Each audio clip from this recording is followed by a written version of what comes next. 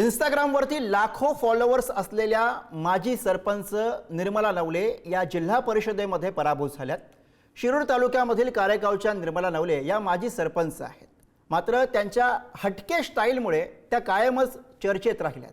मात्र जिल्हा परिषदेमध्ये झालेल्या पराभवानंतर निर्मला नवलेंनी अनेक गंभीर स्वरूपाचे आरोप केलेले आहेत। त्या स्वतः आपल्या सोबत आहेत, थेट आपण त्यांच्याशी संवाद साधूया। निर्मलाजी, आपलं स्वागत आहे पुढारी न्यूजमध्ये। नमस्कार। नमस्कार।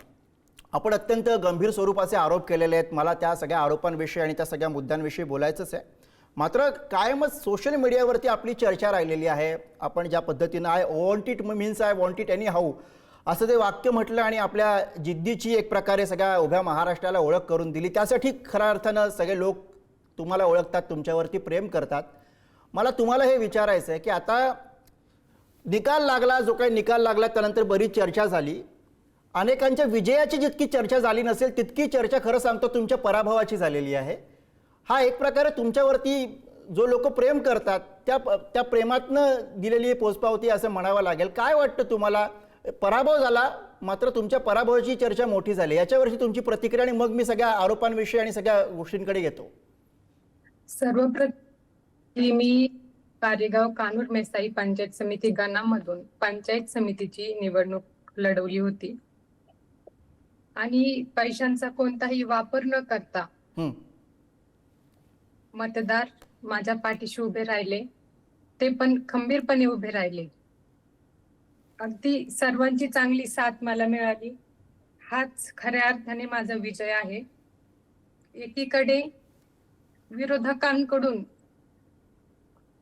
जेवढे पैसे वाटले गेले किंवा ज्या चुकीच्या गोष्टी दिल्या गेल्या, ड्रग्ज असेल, दारू असेल, तरी देखील पंचायत समिती गणामधील मतदारांनी माझ्यावर विश्वास दाखवला आणि जवळजवळ 6,500 लोकांनी मला मतदान केले। त्यांचे मी आभारी आहे। त्यामुळे खरं तर हा पराभव नसून जनतेने मला दिलेले आशीर्वाद आहेत असं मी समजते। निर्मलाजी, तुम्ही जे आरोप करताय ते अत्यंत गंभीर स्वरूपाचे आहेत। मला त्याच्याविषयी यायचं कारण तो मुद्दा अत्यंत महत्त्वाचा आहे। पण इथे तुमचा पराभव झाल्यानंतर सगळ्यांना एक प्रश्न पडला की इंस्टाग्रामवरती, सोशल मीडियावरती लाखोने लोक तुम्हाला फॉलो करतात। तुम्ही कारेगावच्या सरपंच म्हणून रील स्टार सरपंच खरं तर अशी महाराष्ट्राला असलेली तुमची ओळख आहे। मग इतक्या मोठ्या संख्येने लोक ज्यांना फॉलो करतात त्यांच्या भागातला कनेक्ट तुटलाय का आणि त्याची परिणती निवडणुकीच्या निकालामध्ये दिसली का, असा प्रश्न अनेकांना पडला। असं काही झालं आपल्या बाबतीत? खरं तर रील स्टार नसून पॉलिटिकल स्टार अशी जनता माझा उल्लेख करते।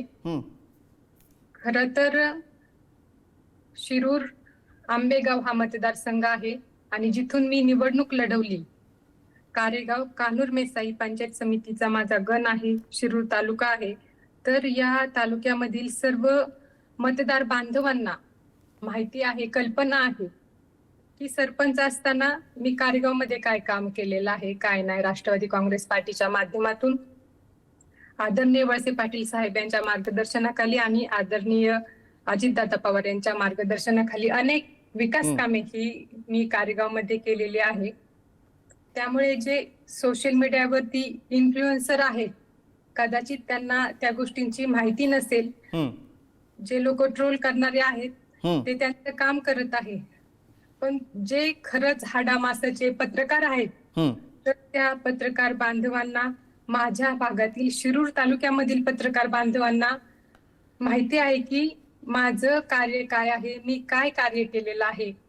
आज संपूर्ण महाराष्ट्र कारेगावकडे एक रोल मॉडेल म्हणून पाहत आहे आणि मला मी केलेल्या कामाचा अभिमान आहे। परंतु आमच्या शिरूर तालुक्यामध्ये, विशेष करून शिरूर, रांजणगाव आणि कारेगाव मध्ये जे ड्रग्जचं प्रमाण वाढलेलं आहे, MD म्हणून जे ड्रग्ज आहे ते दिलं जातं युवकांना। त्यांना रात्रभर ते जागे राहावे, त्यांच्याकडून इलेक्शनच्या वेळेस जास्तीत जास्त काम व्हावं याकरिता त्यांना नशेची सवय लावलेली आहे। माझा पराभव झालेला आहे तो मी मान्य करते. निर्मलाजी, तुम्ही अत्यंत फार फार गंभीर स्वरूपाचं हे सांगताय, हे सगळं जे मॉडेल तुम्ही सांगताय प्रचाराचं ते अत्यंत गंभीर आहे. नेमकं काय होत होतं, कशा पद्धतीने हे ड्रग्ज दिले जात होते, कुठून हे पुरवले जात होते, कोण हे सगळं करत होतं, किती तरुण या सगळ्यामध्ये होते, याची थोडी तपशीलवार माहिती द्याल तुम्ही निर्मलाजी? आमच्या भागातील अनेक युवक ह्या सर्व गोष्टींना बळी पडलेले आहे. माझा पराभव झाला ती वेगळी गोष्ट आहे. कोणत्याही पैशांचा वापर न करता आज जनतेने मला एवढी साथ दिलेली आहे, त्यामुळे तो पराभव नसून जनतेने मला कौल दिलेला आहे आणि येणाऱ्या काळामध्ये माझ्या समर्थकांनी माझ्यावर विश्वास ठेवलेला आहे, त्यामुळे मी त्यांच्यासाठी राष्ट्रवादी काँग्रेस पार्टीच्या माध्यमातून कार्य करत राहील. नाही निर्मलाजी, तुम्ही जे म्हणताय ड्रग्ज बाबत तुम्ही जे म्हणताय ते अत्यंत गंभीर स्वरूपाचं आहे. जे नुकसान झालेलं आहे ड्रग्ज मुळे, निर्मलाजी अतिशय चिंतेची बाब आहे. तुम्ही जे ड्रग्ज बाबत म्हणताय ते अत्यंत गंभीर स्वरूपाचं आहे आणि म्हणून मी तुम्हाला सविस्तर विचारतोय की तुम्ही म्हणताय की प्रचारामध्ये ड्रग्ज वापरले गेले, ते कार्यकर्त्यांना दिले गेले जेणेकरून ते जास्तीत जास्त काळ काम करत राहतील.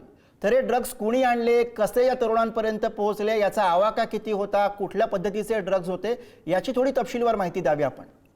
तर विरोधकांकडून तरुणांना ड्रग्ज दिले गेले, दारू दिली गेली, तर याची सविस्तर चौकशी पोलीस प्रशासनाने करावी.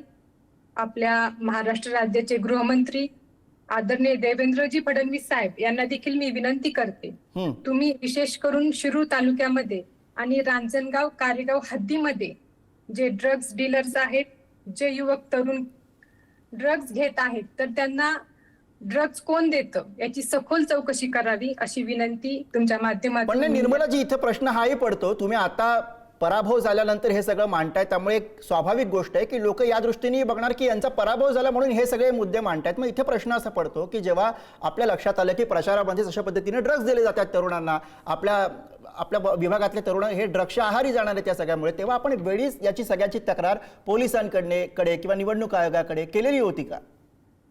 याच्या आधी देखील म्हणजे निवडणुकीच्या आधी देखील कारेगाव रांजणगाव जे पोलीस स्टेशन आहे त्यांच्याकडे याबाबत आम्ही तक्रार देखील केली होती. आमची एक मीटिंग देखील झाली होती. त्याप्रमाणे त्यांनी पुढील कार्य केले, परंतु तरी देखील पोलीस प्रशासन आणि आपली यंत्रणा ही कमी पडत आहे आणि ड्रग्जचं प्रमाण हे आमच्या भागामध्ये वाढत आहे.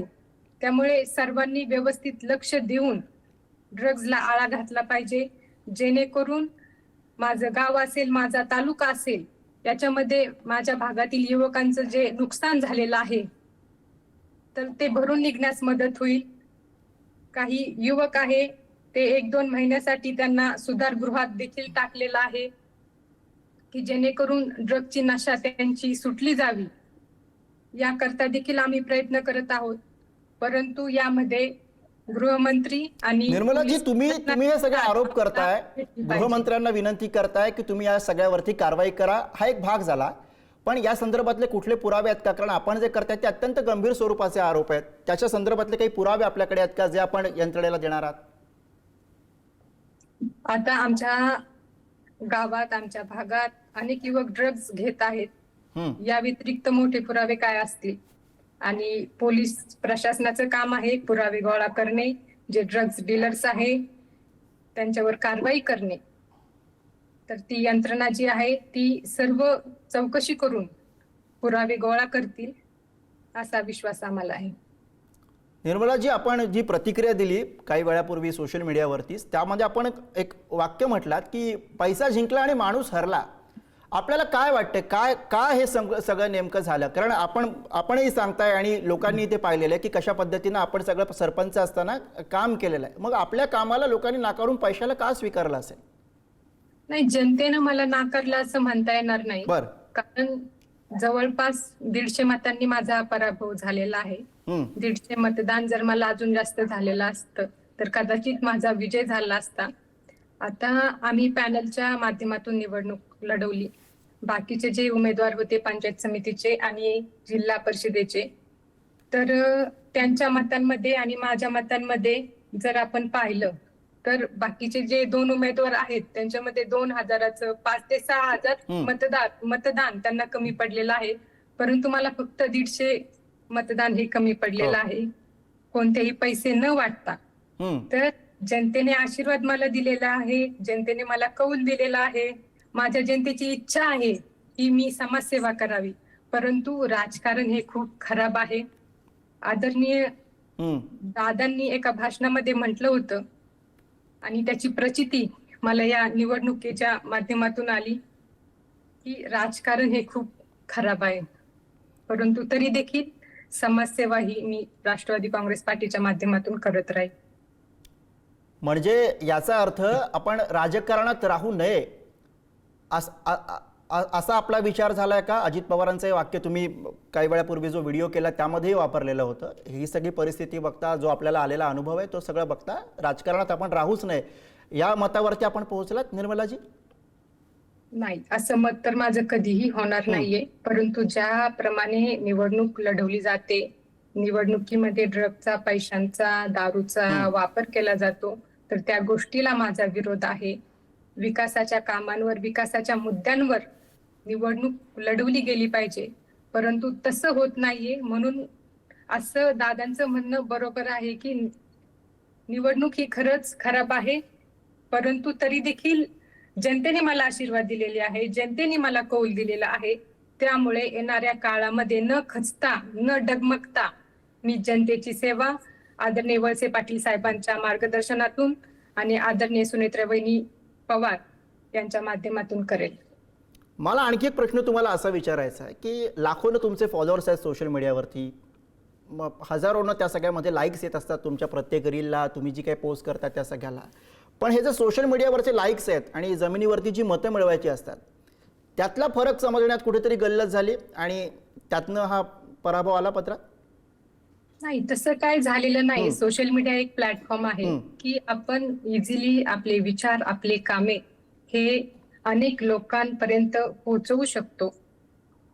आणि ज्यावेळेस निवडणूक लढवली जाते त्यावेळेस ती वेगळ्या पद्धतीने लढवली जाते. आपल्या कामांची दखल घेतली जाते आणि माझ्या भागातील जनतेने माझ्या कामांची दखल घेतलेली आहे. परंतु विरोधकांनी ज्या प्रकारे निवडणूक लढवली ती अत्यंत चुकीच्या प्रकारे लढवली गेलेली आहे. त्यामुळे आज या निवडणुकीमध्ये पराभव झालेला आहे. परंतु तरी देखील हा पराभव मी पराभव मानत नाहीये. जनतेने मला एवढे आशीर्वाद दिले, मी याच्या आधी देखील सांगितले, केवळ 150 मतं ही मला कमी पडलेली आहे आणि राष्ट्रवादी काँग्रेस पार्टीच्या पॅनलच्या माध्यमातून ही निवडणूक लढवली गेली असून वैयक्तिक निवडणूक लढवली गेलेली नाहीये. जर ही निवडणूक वैयक्तिक आणि माझ्या विचाराने पॅनल प्रमुख म्हणून जर मी लढवली असती तर आज चित्र हे वेगळं दिसलं असतं. बरं, आपण मी सुरुवातीला उल्लेख केला तसा आपण आपल्या जिद्दीसाठी ओळखल्या जातात. आपल्याला जी गोष्ट हवी असते त्या गोष्टीचा आपण पाठपुरावा करता आणि ती गोष्ट अखेर मिळवताच. आत्ता ज्या पद्धतीनं आपण कारवाईची मागणी करता आहात या सगळ्या प्रकरणामध्ये, ती मागणी पाहता आपण हा पाठपुरावा नेमका कसा करणार आहात? माननीय उपमुख्यमंत्री आदरणीय सुनेत्राबाई पवार यांच्या माध्यमातून या सर्व गोष्टींचा पाठपुरावा केला जाईल.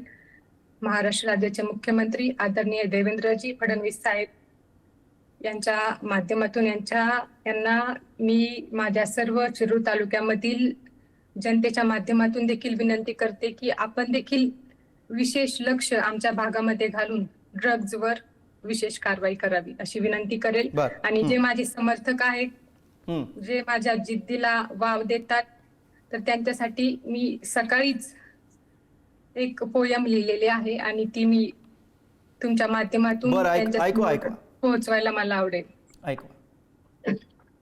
मी निर्मला नवले, निर्मला नवले मैं हूँ एक तारा, निर्मला नवले मैं हूँ एक तारा, गैरों में कहा दम था मुझे हराने का, गैरों में कहा दम था मुझे हराने का, अपनों की कुछ गलतियों से मैदान में हार जरूर मिली, लेकिन मेरी पहचान हार से नहीं मेरे उड़ान से है, मेरे काम से है.